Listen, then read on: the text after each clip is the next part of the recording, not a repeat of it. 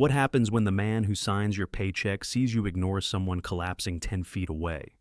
Adam Keller stood outside the largest of his 7 packaging factories, tugging his beanie lower over his forehead. The cold midnight wind cut through his hoodie as he adjusted the name tag clipped to his jacket. Trevor knew higher. His beard was fuller now, hair buzzed shorter than usual, and the thick-rimmed safety glasses helped hide his face. No one here had met him before he'd inherited the company from his father 5 years ago, but had never visited this location in person. It was easy to stay behind spreadsheets and quarterly reports when everything looked fine on paper. But things didn't feel fine lately. Turnover had spiked across the factories, especially this one. A few exit interviews hinted at rough night shifts. But no one had filed official complaints. Still, the whispers were enough to get under Adam's skin. He wanted to see for himself. "Name?" the shift supervisor asked as Adam entered the warehouse. "Trevor," he said, handing over his fake ID badge and paperwork. "All right, you're on line 3, the man grunted, not even looking at him. "Clock in and follow the floor lead." Inside, the factory was loud, lit by buzzing fluorescent lights that cast everything in a sickly yellow glow. Machines thrummed constantly. Workers moved like ghosts, heads down. No talking, just repetition. The air smelled like cardboard dust and oil. A woman in her 40s with a frizzy ponytail waved him over. "You new?" she asked. "Yeah. First night." "I'm Brielle. Just do what I do and don't get in anyone's way," she said, not unkindly, just tired. Adam nodded and fell in line, mimicking her movements as they packed boxes of consumer goods at a conveyor belt. After 20 minutes, his back already ached. 2 hours in, Brielle leaned over and muttered, "Don't expect a break till 4, if Tim doesn't forget again." "Who's Tim?" "Night manager. Doesn't come down much." Adam glanced around. The floor was big, at least 70 workers spread across the warehouse, but he hadn't seen anyone who looked like a manager since clock in. Around 3 a.m., he saw a guy about his age, too, stations down tall, wiry, with dark circles under his eyes, start to sway. His hands trembled as he reached for a box. Then he just dropped. Collapsed straight onto the concrete. Adam froze. The machines didn't stop. The belt kept moving. No one did anything. One person glanced over, then looked away. "Hey!" Adam shouted. "Hey, someone just fell!" Brielle turned, eyes going wide. "That's Jordan. He's diabetic, I think." Adam darted over. Jordan wasn't moving. His skin was pale, sweat beading on his forehead. "Is there a medic here?" he called out. A few workers gathered, but no one seemed to know what to do. Finally, Brielle ran to the wall phone and pressed an emergency button. Slowly, too slowly, a bulky man in a wrinkled polo walked down the stairs from the office above. "What's going on?" he asked, annoyed. "He fainted or something," Adam said, kneeling beside Jordan. The man, Tim, apparently looked down at the unconscious worker like he was an inconvenience. "He probably didn't eat. Happens. We'll get him to the break room." "That's it," Adam snapped. "You're not calling an ambulance?" Tim shrugged. "We don't call unless they don't wake up." Adam's jaw clenched. He stood up. "Help me lift him." Tim didn't move. Adam locked eyes with him. "Now." Eventually, another worker came over and helped Adam carry Jordan to the break room, still unconscious. Brielle brought juice and a granola bar, placing them on the table. Tim finally muttered, "Guess I'll call someone." As he shuffled away, Adam sat with Jordan, heart pounding. This wasn't just about bad management. This was dangerous. And he owned this place.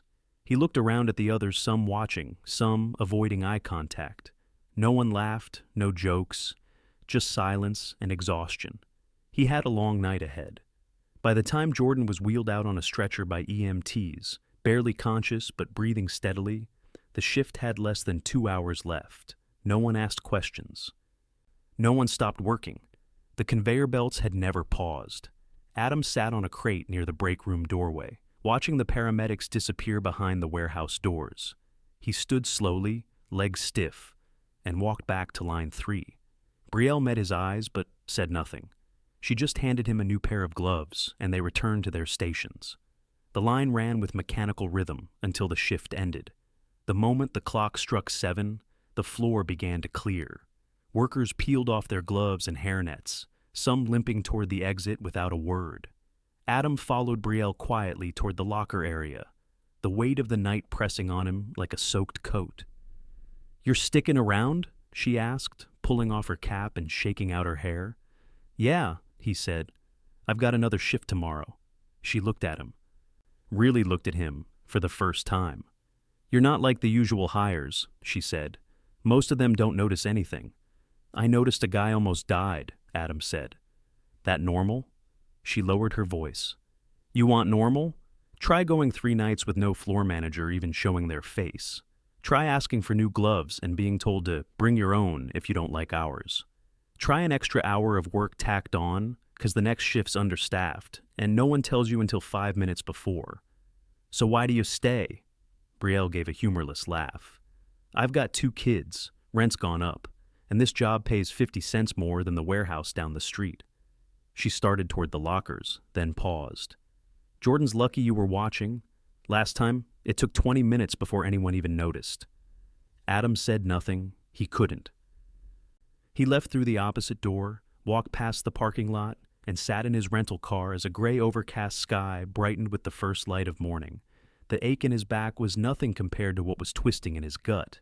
His people were enduring this, in his name, under a roof with his company's logo printed in giant letters.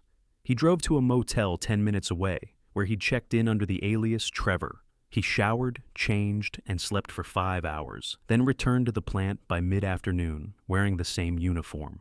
The day shift was in full swing, and he blended in easily with the group loading pallets in the side lot. No one questioned why he was back. Labor was needed, and bodies were short. A man named Danny, mid-50s with a limp and a raspy voice, nodded at him. "New guy, you're the one from nights, right?" "Yeah," Adam said. Danny passed him a clipboard. "We're loading outgoing shipments. Watch how I stack, they'll yell if it's not tight." "Who's they?" Danny jerked his chin toward a small upstairs window overlooking the lot. "Office crew. They don't come out much unless something's on fire or missing." Adam worked beside him for the next few hours, lifting and stacking, tying down boxes with thick plastic wrap. Danny coughed repeatedly, a dry, hacking sound that never fully went away. "You all right?" "Lung's not what it used to be," Danny said. "Worked in roofing before this. No masks back then." Adam picked up a roll of labels, noticed half were unreadable, the ink smudged. "These get used?" Danny shrugged. "If we complain, they say order more, but that takes weeks, so we use what we got." That evening, as the night shift began rolling in, Adam slipped back into the warehouse. He stayed clear of Tim's line of sight, instead joining a section near the back where a group of younger workers had been reassigned from another location temporarily. One of them, a wiry woman with shoulder tattoos and a chipped front tooth, introduced herself as Kendra. "Don't worry," she said. "This line's better. No one breathing down your neck. We get things done faster anyway." Adam noticed right away the tempo was different here. The team communicated with nods and quick hand signals. They adjusted when one person fell behind. Kendra ran the sealing machine with a kind of rhythm, her movements fluid, practiced. "You guys always work together?" "Used to," she said. "We got split up when they shuffled shifts around." Said productivity was uneven, but we're faster than most groups. "So why'd they break you up?"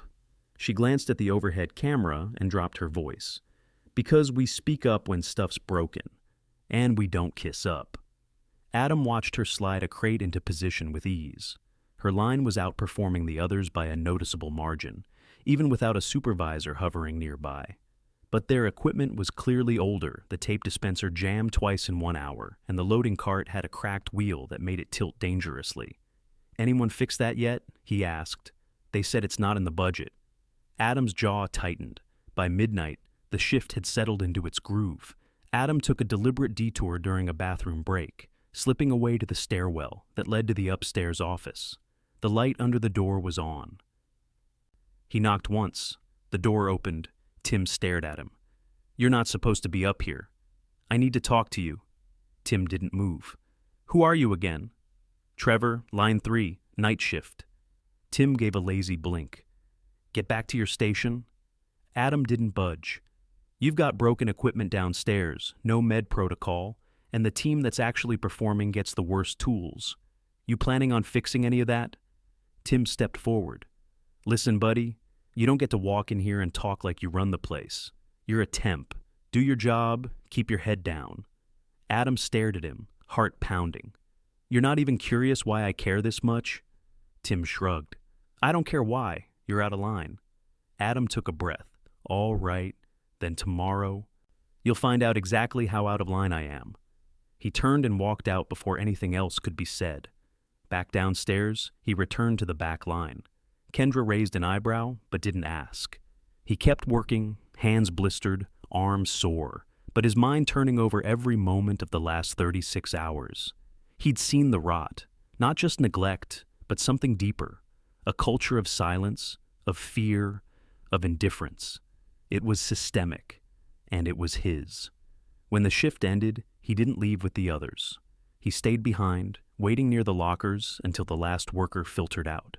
Then he walked back upstairs, into the office, and sat at the desk labeled Plant Manager.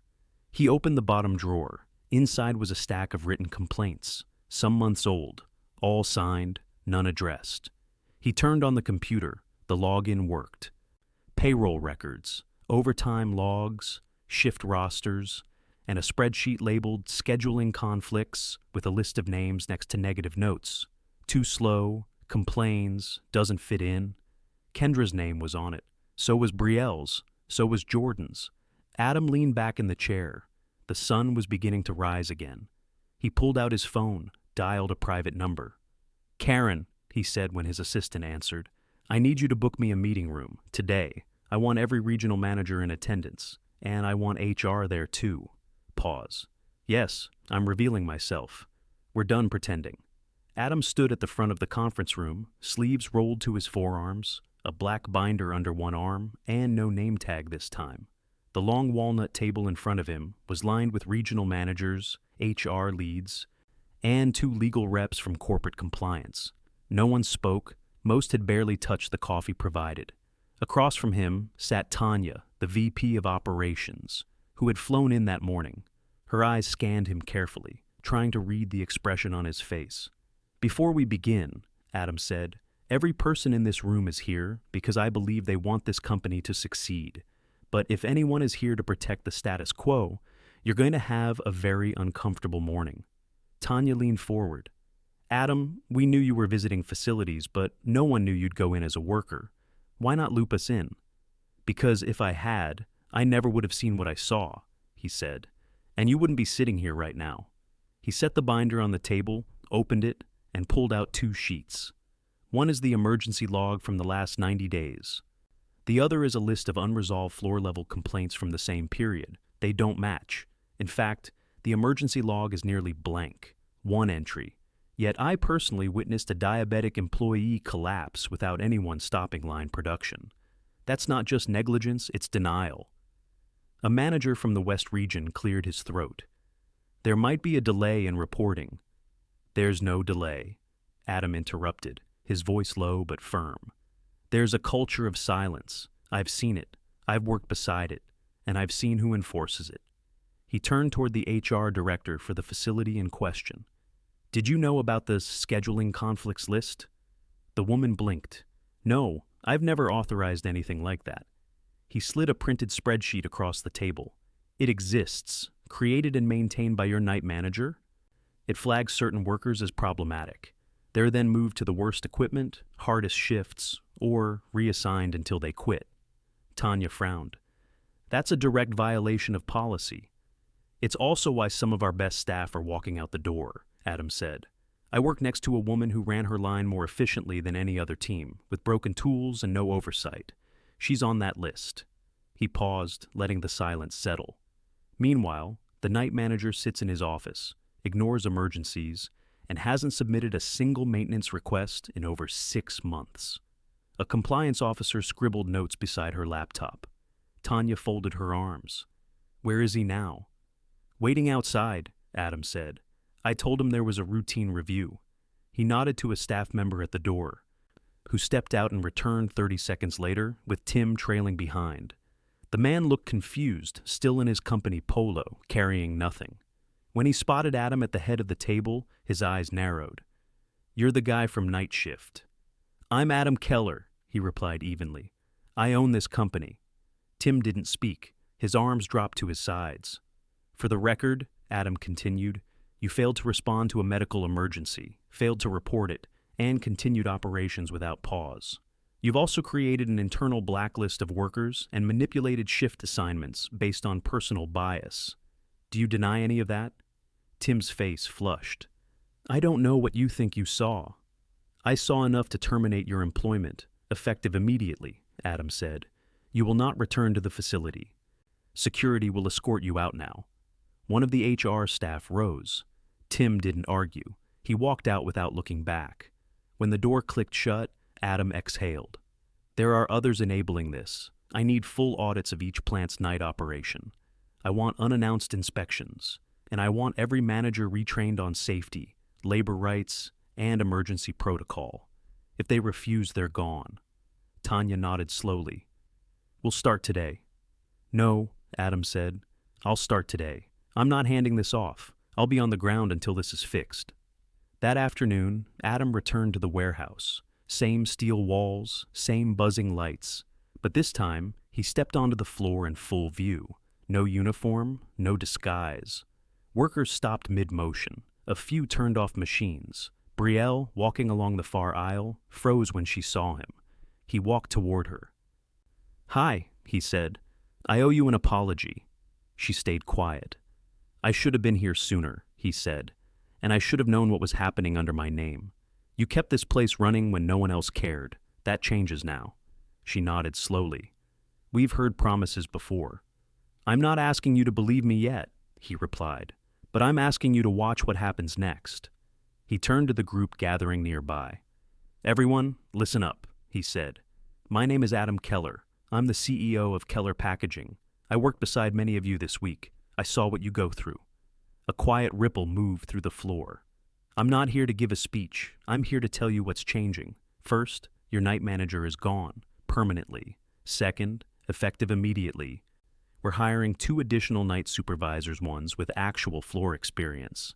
Third, we're bringing in a certified EMT every shift until a full-time safety officer is hired." He looked around at the stunned faces. "And fourth," he continued, "every single employee will have a direct line to me. No filters, no middlemen. If something goes wrong, I want to know." A young man near the back stepped forward. "We've been saying this stuff for months. No one listened." Adam nodded. "You're right, they didn't. That's my failure. But you're not going to be ignored anymore." Kendra approached next, arms crossed. "What about the people flagged on those lists? They still feel like targets." "No one's getting reassigned without review," Adam said. "And anyone who retaliates against you answers to me." She gave a slow nod. "We'll see."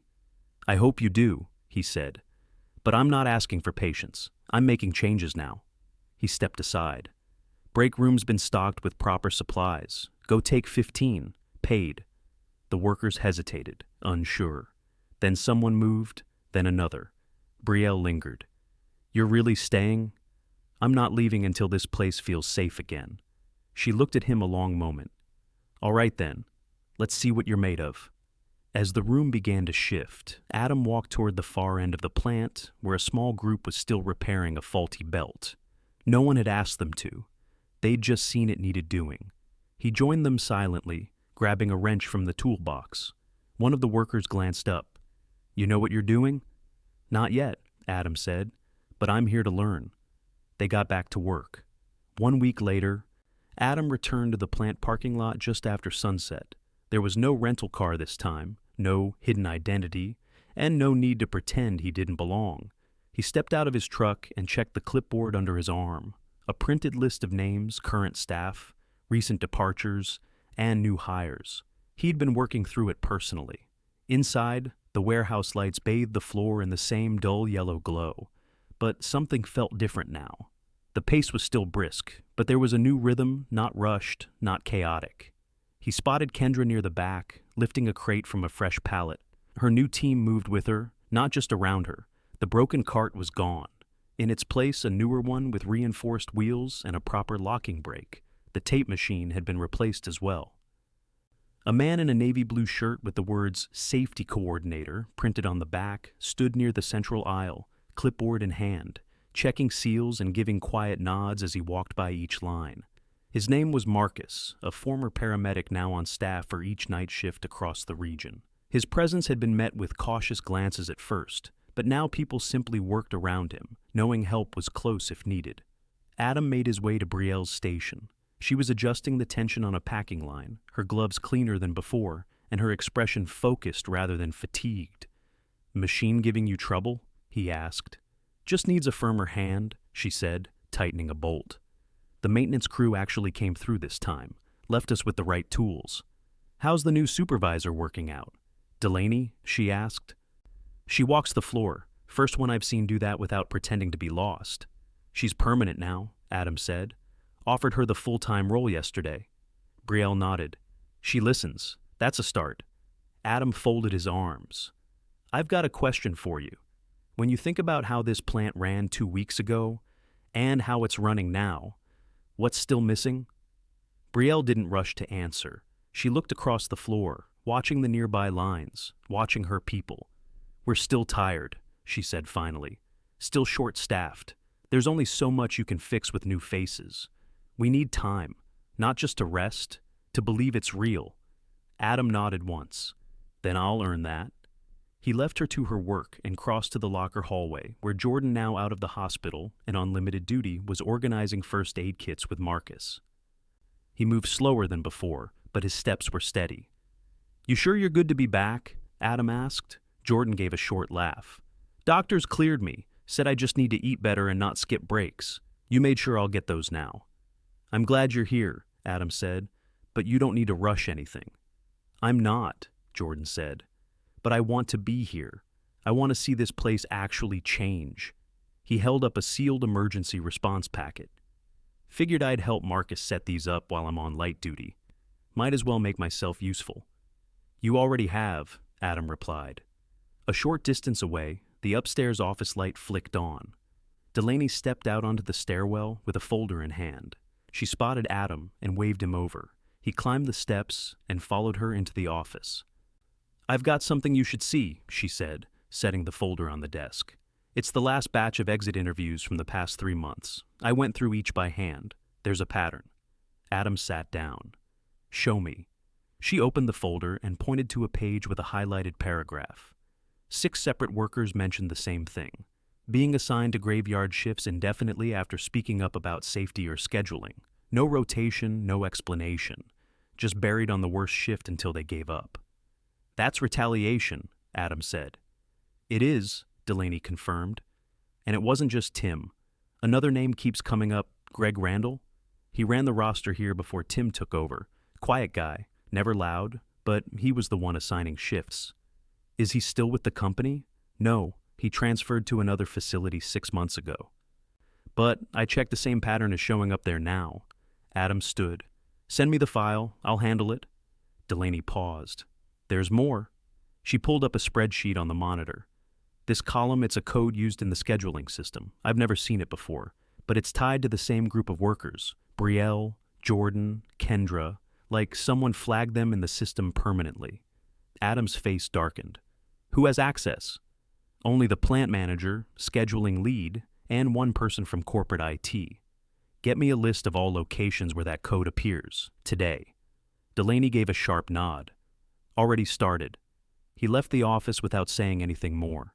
Downstairs, he crossed the warehouse and found Kendra adjusting a shipment tag on a pallet. "I need you to come with me," he said. She raised an eyebrow but followed. They walked to the break room, where a small team of workers sat eating sandwiches, still in uniform. Adam gestured for them to listen. "I want to make something clear," he said. "I've just been made aware that a hidden code was used in our scheduling system to quietly punish certain employees. That ends tonight. Every instance is being reviewed, and every person affected will be contacted directly. If you were pushed out, reassigned unfairly, or held back just for speaking up, we're making it right." One of the younger workers looked up. "So, we're not just stuck with whatever they decide anymore." "No," Adam said. "From now on, shift preferences will be reviewed monthly, rotations will be transparent, and anyone retaliating against a worker for raising concerns, no matter how high they sit, will be removed. Kendra crossed her arms. You really planning to go plant by plant for this? I already am, Adam said. I won't delegate that, not after what I saw. The room fell quiet. A few nodded. One man looked down at his food, then back up, as if seeing Adam for the first time. That night, Adam stayed until well past 3 a.m. He walked the floor with Delaney, checked equipment tags with Marcus, and reviewed staffing gaps with the new HR lead.